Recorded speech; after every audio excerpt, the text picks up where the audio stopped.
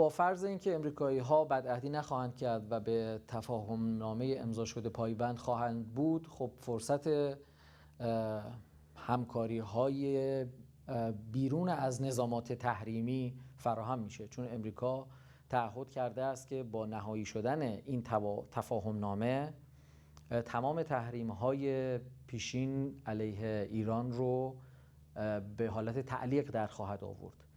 على أن تشكل المرحلة الأولى لبحث الملفات الخلافية بين الجانبين.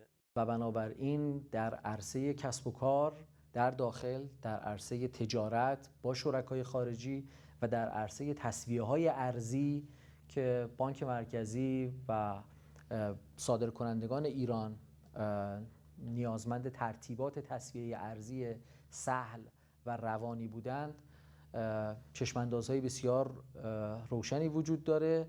تمام پیامدهای این تسهیل در تجارت و تسویه‌های ارزی و فضای کسب و کار کاملا روشن و مطمئن در داخل حتما خودش رو در بالا بردن نرخ رشد اقتصادی کشور و کاهش نرخ بیکاری، افزایش سرمایه گذاری و همه شاخص‌هایی نشون خواهد داد که با زندگی اقتصادی روزمره مردم کاملا مرتبط است.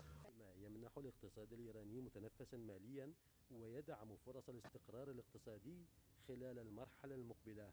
دسترسی به منابع مسدود شده ارزی ایران در واقع ممنوع کردن یک کشور هست از حق خودش، از دارایی خودش. بنابراین هیچ موهبت یا هدیه ویژه‌ای نیست، بلکه ناشی از رویکرد سلطه‌جویانه، یک جانبه گرایانه و تحمیل کننده است که امریکایی‌ها از اهرم قدرت خودشون استفاده کردن برای اینکه مردم ایران صادرات انجام بدهند، اما از بازگشت منافع ارزی که متعلق به خودشون هست ممنون بشن. بنابراین این هدیه‌ای نیست به مردم ایران، حقه. مع اقتراب الإعلان عن تفاهم جديد بين طهران وواشنطن تتجه الأنظار إلى اتفاق قد يعيد رسم موازين المنطقة.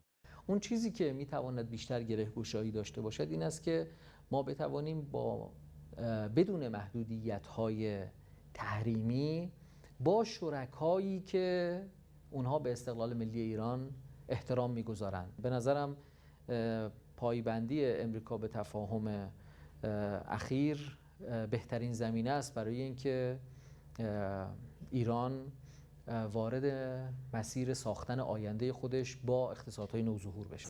وتؤكد طهران على أن الانتقال إلى أي مرحلة تفاوضية لاحقة لن يتم